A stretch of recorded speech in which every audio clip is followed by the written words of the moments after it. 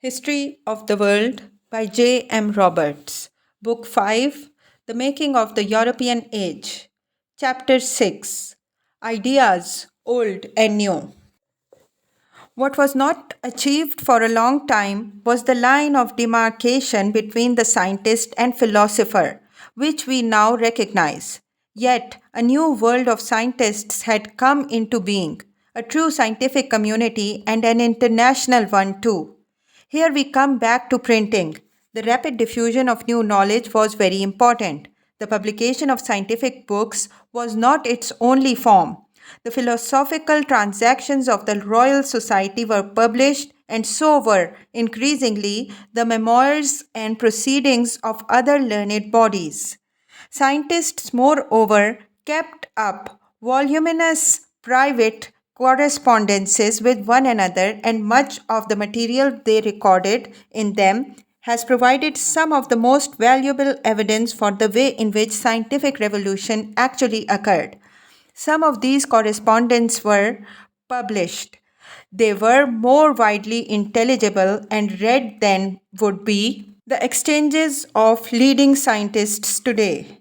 One feature of the scientific revolution remarkable to the modern eye is that it was something in which amateurs and part time enthusiasts played a big part.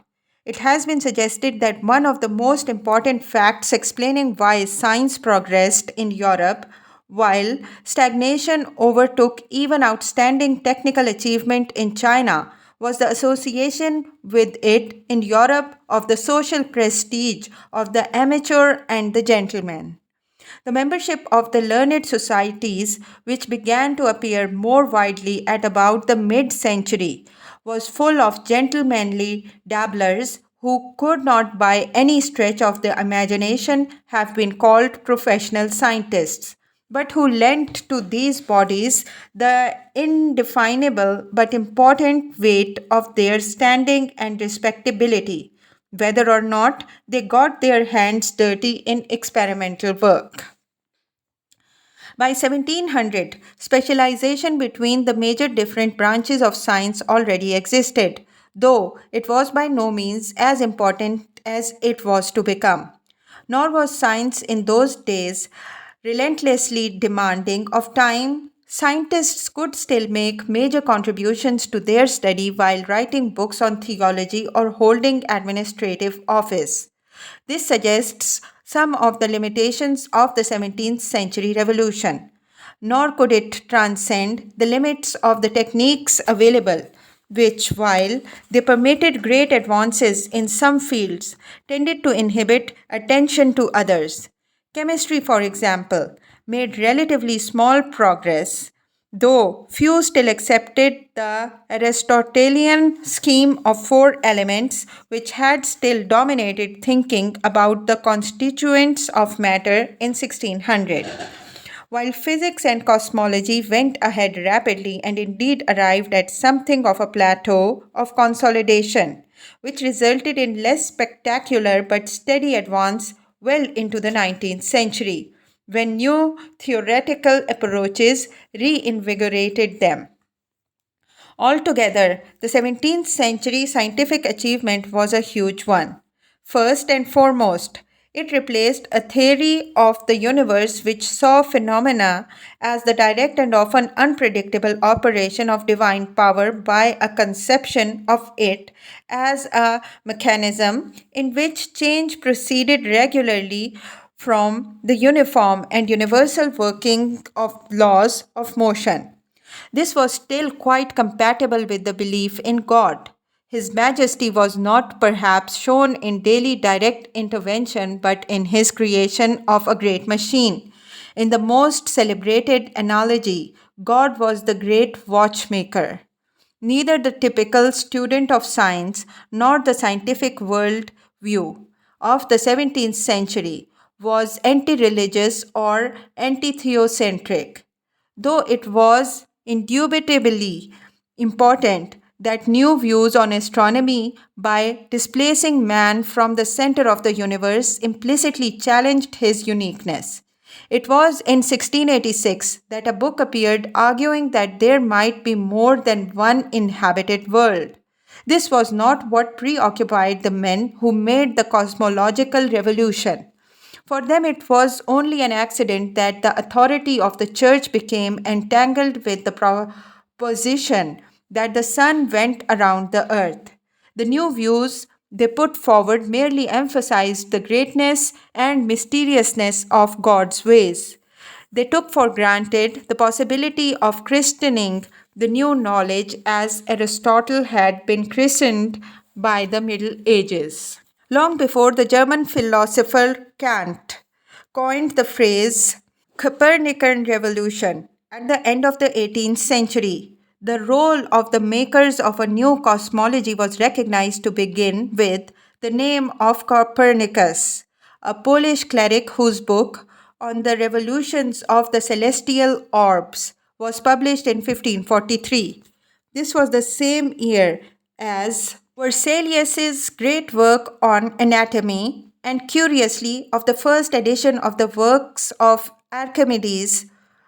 Copernicus was a Renaissance humanist rather than a scientist, not surprisingly, considering when he lived. In part for philosophic and aesthetic reasons, he hit upon the idea of a universe of planets moving around the sun, explaining their motion as a system of cycles and epicycles. It was, so to speak, a brilliant guess, for he had no means of testing the hypothesis, and most common sense evidence told against it. The first true scientific data in support of heliocentricity was in fact provided by a man who did not accept it, the Dane Tycho Brahe. Besides possessing the somewhat striking distinction of an artificial nose, Brahe began recording the movements of the planets, first with rudimentary instruments and then, thanks to a munificent king, from the best equipped observatory of his age. The result was the first systematic collection of astronomical data to be made within the orbit of the Western tradition since the Alexandrian era. Johannes Kepler, the first great Protestant scientist who was invited by Brahe to assist him, went on to make even more careful observations of his own and provide a second major theoretical step forward. He showed that the movements of the planets could be explained as regular if their courses followed ellipses at irregular speeds. This broke at last with the Ptolemaic framework within which cosmology had been more and more cramped and provided the basis of planetary explanations until the 20th century. Then came Galileo Galilei, who eagerly seized upon the telescope, an instrument seemingly discovered about 1600, possibly by chance. Galileo was an academic, professor at Padua of two subjects characteristically linked in early science, physics and military engineering. His use of the telescope finally shattered the Aristotelian scheme. Copernican astronomy was made visible, and the next 2 centuries were to apply to the stars what was known of the nature of the planets. Galileo's major work, nevertheless, was not in observation but in theory and in linking it to technical practice. He first described the physics which made a Copernican universe possible by providing a mathematical treatment of the movement of bodies. With his work, mechanics left the world of the craftsman know how and entered that of science. What is more, Galileo came to his conclusions as a result of systematic experiment. On this rested what Galileo called two new sciences, statics and dynamics. The published result was the book in which has been seen the first statement of the revolution in scientific thought. Galileo's dialogue on the two great systems of the world, that of Ptolemy and that of Copernicus, of 1632. Less remarkable than its contents, but still interesting, are the facts that it was written not in Latin but the vernacular Italian and dedicated to the Pope. Galileo was undoubtedly a good Catholic, yet the book provoked an uproar, rightly, for it meant the end of the Christian Aristotelian worldview, which was the great cultural triumph of the medieval church. Galileo's trial followed. He was condemned and recanted, but this did not diminish the effect of his work. Copernican and heliocentric views henceforth dominated scientific thinking. In the year that Galileo died, Isaac Newton was born. It was his achievement to provide the physical explanation of the Copernican universe. He showed that the same mechanical laws explained both what Kepler and what Galileo had said, and finally brought together terrestrial and celestial knowledge. He employed a new mathematics, the method of fluxions, or in later terminology, the infinitesimal calculus. Newton did not invent this, he applied it to physical phenomena. It provided a way of calculating the positions of bodies in motion. His conclusions were set out in a discussion on the movements of the planets contained in a book which was to prove the most important and influential scientific work since that of Euclid. The Principia, as it is called for short, demonstrated how gravity sustained the physical universe. The general cultural consequences of this discovery were comparable with those within science. We have no proper standard of measurement, but perhaps they were even greater. That a single law, discovered by observation and calculation, could explain so much was an astonishing revelation of what the new scientific thinking could achieve. Pope has been quoted to excess, but his epigram still best summarizes the impact of Newton's work on the European mind. Nature and nature's law lay hid in night. God said, "Let Newton be," and all was light. Newton thus, in due time, became the Francis Bacon, the second of the canonized saints of a new learning. There was little exaggeration in Newton's case. He was a man of almost universal scientific interests and, as the phrase has it, touched little that he did not adorn. Yet the full significance of much of Newton's work must always elude the non scientist. Manifestly, he completed the revolution begun with Copernicus. A dynamic conception of the universe had replaced a static one. His achievement was great enough to provide the physics of the next 2 centuries and to underpin all the other sciences with a new cosmology. What was not anticipated by Newton and his predecessors was that this might presage an insoluble conflict of science and religion. Newton indeed seems even to have been pleased to observe that the law of gravity did not adequately sustain the view that the universe was a self regulated system, self contained once created. If it was not just a watch, its creator could do more than invent it, build it, wind it up, and then stand back. He welcomed the logical gap which he could fill by postulating divine intervention, for he was a passionate Protestant apologist. Churchmen, especially Catholic, nevertheless, did not find it easy to come to terms with the new science.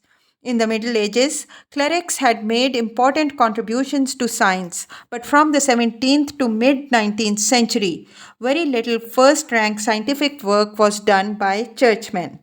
This was truer, certainly, of the countries where the Counter Reformation had triumphed than those where it had not.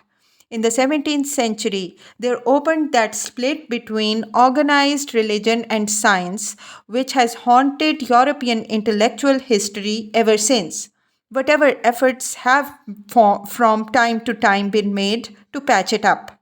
One symbolic crisis was that of Neapolitan Bruno.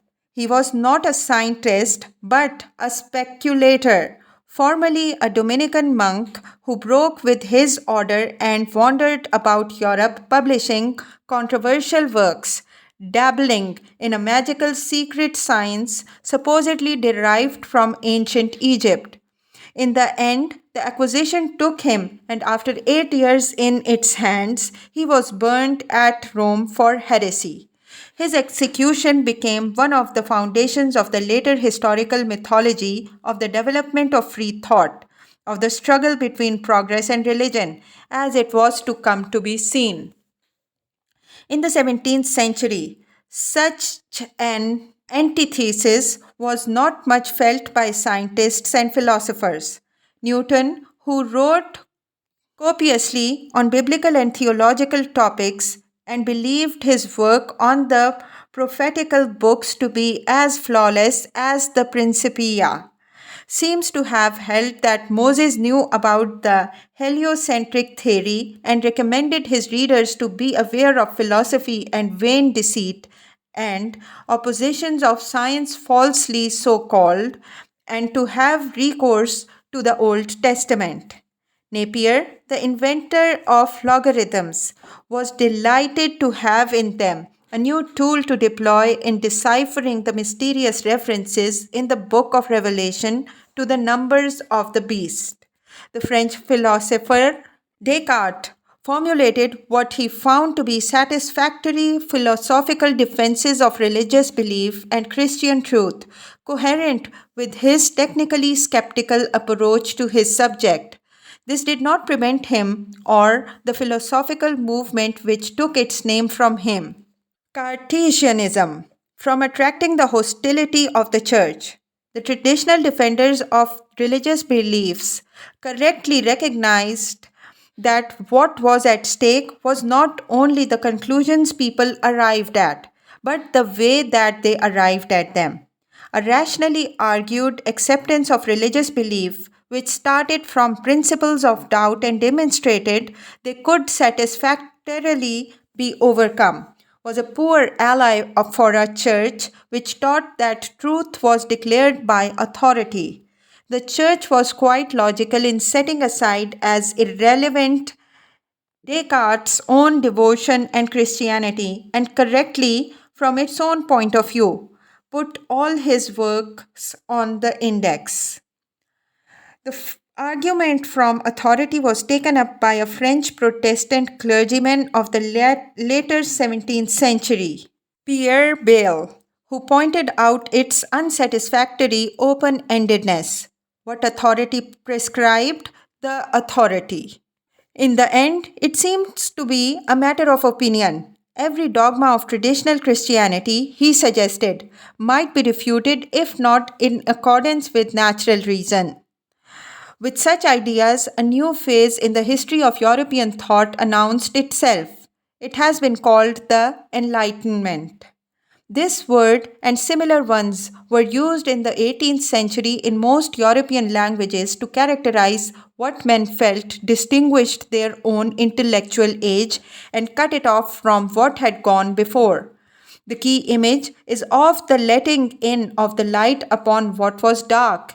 But when the German philosopher Kant asked the question, "What is enlightenment?" in a famous essay, he gave a different answer: liberation from self imposed tutelage. At its heart lay a questioning of authority. The great heritage to be left behind by the Enlightenment was the generalizing of the critical attitude. In the end, everything was to be exposed to scrutiny. Some felt, and it came in the very long run to be true, that nothing was sacred. But this is somewhat misleading.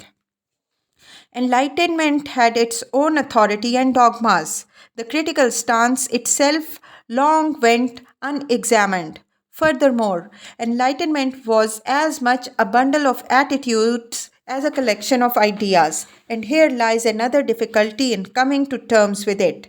Many streams flowed into it, but by no means did they all follow the same course. The roots of enlightenment are confused. Development always resembled a continuing debate. sometimes a civil war, so many assumptions did the contestants share, much more than the advance of united army of the enlightened. Descartes had argued that systematic doubt was the beginning of the firm knowledge. 50 years later, the English philosopher John Locke provided an account of the psychology of knowledge, which reduced its primary constituents to the impressions conveyed by the senses to the mind. There were not, he argued against Descartes, ideas innate in human nature. The mind contained only sense data and the connections it made between them. This was, of course, to imply that mankind had no fixed ideas of right and wrong, moral values. Locke taught arose as the mind experienced pain and pleasure. There was to be an enormous future for the development of such ideas.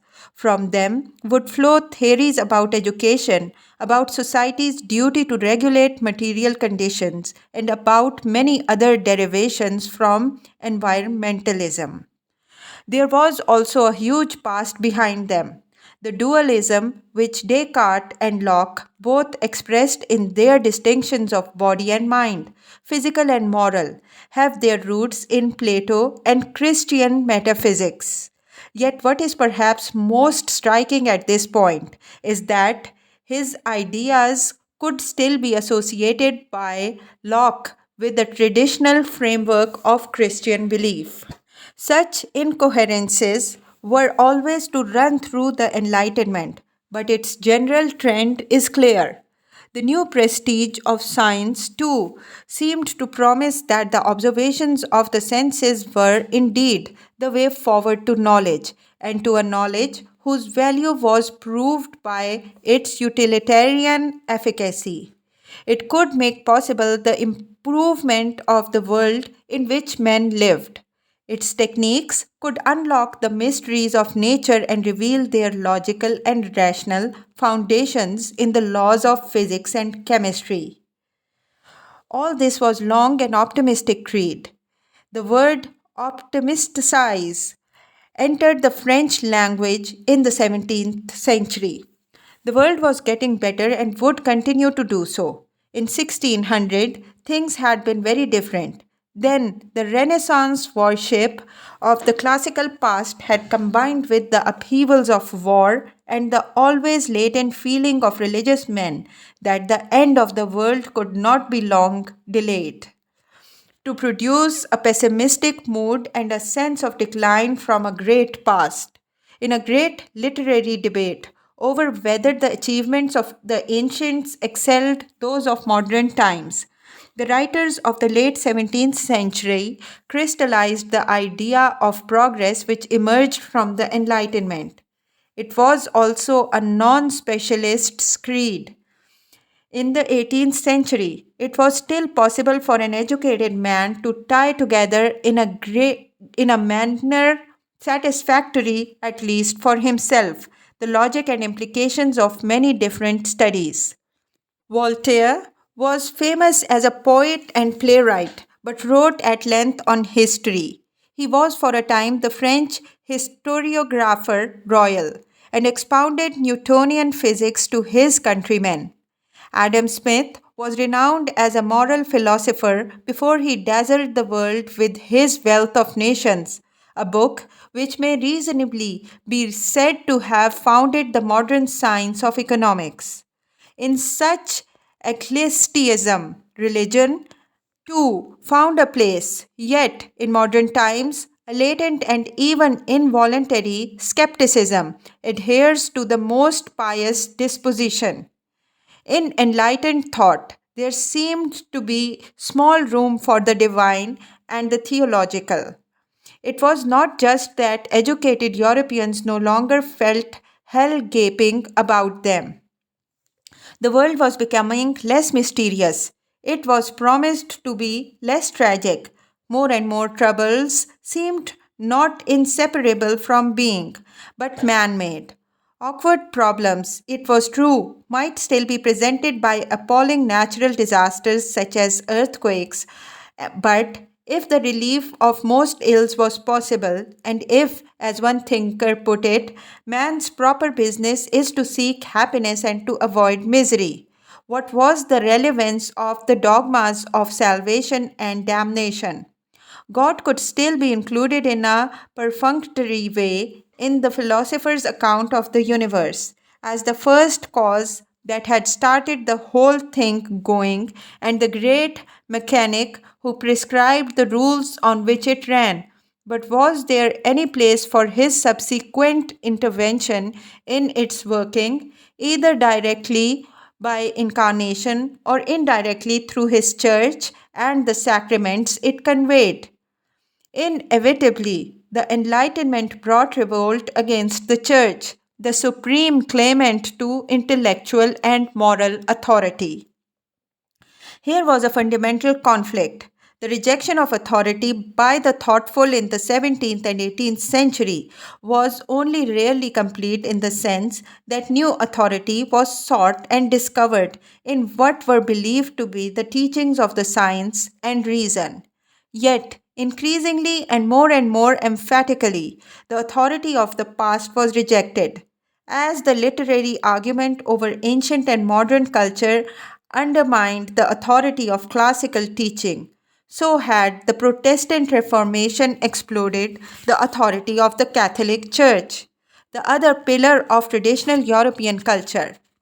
When the Protestant reformers had replaced old priest by new presbyter, they could not undo the work of undermining religious authority which they had begun and which the men of the Enlightenment were to carry much further. Such implications took some time to emerge, whatever the quickly formulated and justified misgivings of churchmen. The characteristics of advanced thought in the 18th century tended to express themselves in fairly practical and everyday recommendations, which, in a measure, masked their tendency. They are probably best summarized in terms of the fundamental beliefs which underlay them and of which they were consequences. At the basis of all others was a new confidence in the power of mind. This was one reason why the enlightened so much admired Bacon, who shared this with them. Yet, even the creative giants of the Renaissance did not do so much to give Europeans a conviction of intellectual power as did the 18th century. On this rested the assurance that almost indefinite improvement was possible. Many thinkers of the age were optimists who saw it as the apex of history. Confidently, they looked forward to the improvement of the lot of mankind by manipulation of nature and the unfolding to man of the truths which reason had written in his heart. Innate ideas bundled out the front door, crept in again by the back stairs. Optimism was qualified only by the realization that there were big practical obstacles to be overcome. The first of these was simply ignorance. Perhaps a knowledge of final causes was impossible, but this was not the sort of ignorance which worried the enlightened. They had a more everyday level of experience in mind and were confident that the ignorance could be dispersed. The greatest literary embodiment of enlightenment had precisely this aim. The great Encyclopédie of Diderot and D'Alembert was a huge compilation of information and propaganda in 21 volumes published between 1751 and 1765. As some of its articles made clear, another great obstacle to enlightenment was intolerance, especially when it interfered with freedom of publication and debate.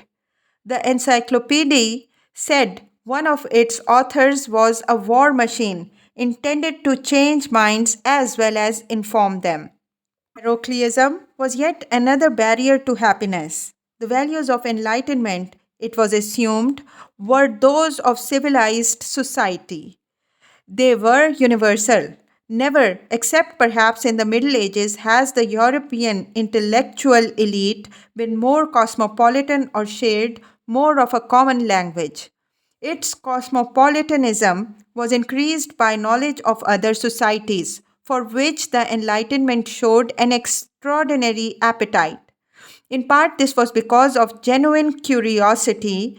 Accounts of travel and discovery brought to public notice unfamiliar ideas and institutions and thus awoke interest in social and ethical relativities. They provided new grounds for criticism.